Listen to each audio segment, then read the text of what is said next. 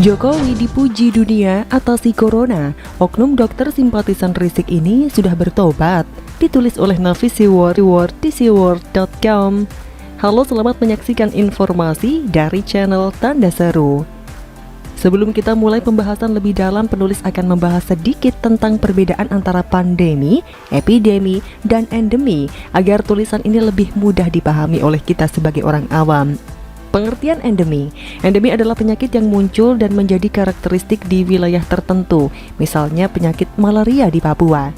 Contoh penyakit lainnya di Indonesia yaitu demam berdarah dengue atau DBD. Penyakit ini akan selalu ada di daerah tersebut, namun dengan frekuensi atau jumlah kasus yang rendah. Pengertian epidemi. Epidemi terjadi ketika suatu penyakit telah menyebar dengan cepat ke wilayah atau negara tertentu dan mulai mempengaruhi populasi penduduk di wilayah atau negara tersebut. Contoh penyakitnya ada virus Ebola di Republik Demokratik Kongo pada 2019, penyakit Ebola di negara Afrika, flu burung H5N1 di Indonesia pada 2012, SARS pada tahun 2003. Pengertian pandemi. Pandemi adalah wabah penyakit yang terjadi serempak di mana-mana, meliputi daerah geografis yang luas, seluruh negara atau benua.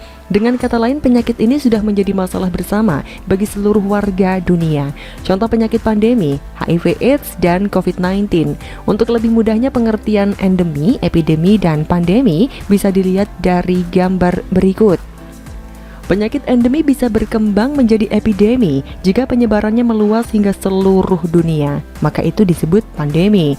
Pihak WHO memutuskan COVID-19 ini sebagai pandemi global sejak tanggal 11 Maret 2020. Namun, berjalan 1 tahun, penyebaran COVID-19 masih belum berhenti. Pernyataan terbaru dari WHO bahwa COVID-19 sebagai penyakit endemik. Oleh karena itu, penyakit ini akan terus ada dan tidak sepenuhnya hilang. Hal ini sesuai dengan apa yang dilakukan oleh Presiden Jokowi. Sejak bulan Mei 2020, Presiden Jokowi sudah membahas penanganan COVID-19 sebagai endemi dengan mengatakan kita harus berdamai dengan corona. Yang mirisnya, pernyataan Presiden Jokowi tersebut banyak ditentang oleh mereka yang mengklaim dirinya sebagai ahli COVID atau oknum epidemiolog atau oknum dokter dan sekutunya. Bahkan seorang Yusuf Kala, mantan Wapres Jokowi tahun 2014 silam juga nyinyir sampai mengatakan kalau virusnya nggak mau damai, bagaimana? Kita juga masih ingat saat kasus corona ini mulai menyebar di Indonesia. Para tokoh oposisi dan simpatisannya kompak meminta Presiden Jokowi untuk melakukan lockdown, seolah mereka sangat peduli dengan nasib rakyat Indonesia. Bahkan ada juga yang memuji negara tetangga karena berani melakukan lockdown, tetapi Presiden Jokowi tetap konsisten dengan keputusan beliau yang memilih melakukan PPKM. Dan hasilnya terbukti sangat efektif, bukan? Di saat kasus COVID di beberapa negara tetangga ASEAN sedang melonjak tinggi, kasus COVID di Indonesia terus turun seiring dengan penerapan PPKM dan serbuan vaksinasi yang masif di berbagai daerah. Selain karena keberhasilan kedua program pemerintah tersebut, turunnya kasus COVID menunjukkan keberhasilan strategi Presiden Jokowi yang ingin membuat pandemi menjadi endemi. Jangan lupa, kasus influenza dulu juga sangat mematikan. Pandemi influenza yang terjadi pada tahun 1918 silam tersebut diperkirakan merenggut 100 juta orang meninggal dunia dan lebih dari 500 miliar orang terinfeksi virus ini. Setelah ditemukan vaksin influenza, sekarang penyakit ini tidak mematikan seperti sebelumnya. Dan sampai detik ini, influenza tetap ada di sekitar kita dan dianggap seperti flu biasa yang bisa disembuhkan. Begitu juga dengan kasus COVID ini, pasti akan tetap ada sampai puluhan tahun atau ratusan tahun yang akan datang. Tetapi tidak akan berbahaya lagi seperti sejak pertama kali muncul, karena sudah semakin banyak orang yang menerima vaksin. Para ahli juga tidak akan diam, mereka pasti akan berusaha keras untuk mencari solusi untuk melawan virus corona ini. Seorang Profesor Dame Sarah Gilbert, pencipta vaksin Oxford, mengungkapkan COVID-19 tidak mungkin bermutasi menjadi varian yang jauh lebih mematikan. Dia bahkan yakin pada akhirnya COVID-19 hanya akan menyebabkan flu biasa. Tidak ada alasan untuk berpikir akan memiliki versi SARS-CoV-2 yang lebih ganas. Justru virus penyebab COVID-19 pada akhirnya akan menjadi seperti virus corona yang beredar luas dan menyebabkan flu biasa, kata Profesor Dame Sarah.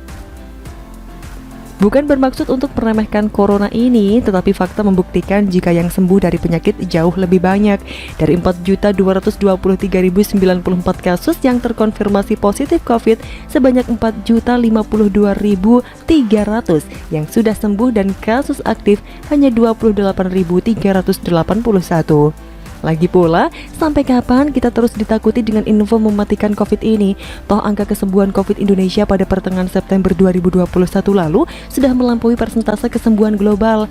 Komite Penanganan COVID-19 dan Pemulihan Ekonomi Nasional atau KPCPN melaporkan tingkat kesembuhan atau recovery rate atau RR COVID-19 secara nasional adalah 94,27%. Lebih baik dari RR global yang tercatat sebesar 89,59%. Bukan hanya sukses mengatasi corona di Indonesia, Presiden Jokowi juga berhasil membuat situasi ekonomi Indonesia tetap positif di tengah wabah ini. Buktinya, realisasi investasi semester 1 2021 Indonesia mencapai 442,8 triliun rupiah. Bahkan cadangan devisa Indonesia pada Agustus 2021 lalu mencetak rekor tertinggi sepanjang sejarah. Tidak heran jika Presiden Jokowi dipuji dunia seperti dari Johns Hopkins University, Italia, dan Malaysia yang keheranan dengan Indonesia karena dianggap berhasil mengatasi COVID. Jadi ingat ucapan Rizal Ramli untuk berkaca pada Amerika Serikat sambil nyinyir ganti presiden kalau ingin cepat corona selesai. Faktanya, Presiden Amerika Serikat Joe Biden malah mengundang Presiden Jokowi untuk memberikan masukan bagaimana mengatasi pandemi COVID ini. Bapak Presiden sebagai salah satu dari 4 pimpinan di dunia yang dipilih secara pribadi oleh Presiden Amerika Serikat Joe Biden untuk memberikan masukan bagaimana kita bisa segera mengatasi pandemi COVID-19 ini. Jelas Menteri Kesehatan Republik Indonesia Budi Gunadi Sadikin. Ada yang masih ingat nyinyiran oknum dokter yang bernama Dr. Lisa Amartatara terhadap Presiden Jokowi dalam cuitannya beberapa waktu lalu? Apakah ini azab dari Tuhan karena negara memenjarakan HRS terkait COVID? Tanyanya. Mari tobat Pak Jokowi, harus menunggu beberapa jiwa lagi jatuh korban karena COVID ini. Dan sekarang Rizik Syihab masih di dalam penjara karena ulahnya sendiri. Presiden Jokowi dipuji dunia karena dianggap berhasil mengatasi corona di Indonesia. Apakah si Lisa Amartatara ini sudah bertobat? Dan yang terbaru, si Lisa Amartatara ini membuat postingan hoax tentang pujaannya Rizik Syihab dalam cuitannya yang beralamat di Twitter/Lisa Amartatara 4. Dalam cuitannya tersebut, si Lisa ini mengatakan Polri akui Habib Rizik buat penjara bak pesantren. Padahal foto tulisan tersebut adalah berita lama tahun 2017 yang tidak ada hubungan dengan Rizik Syihab. Apakah orang seperti ini layak dipertahankan di tempat kerjanya? Bukankah itu bisa merusak citra tempat kerjanya?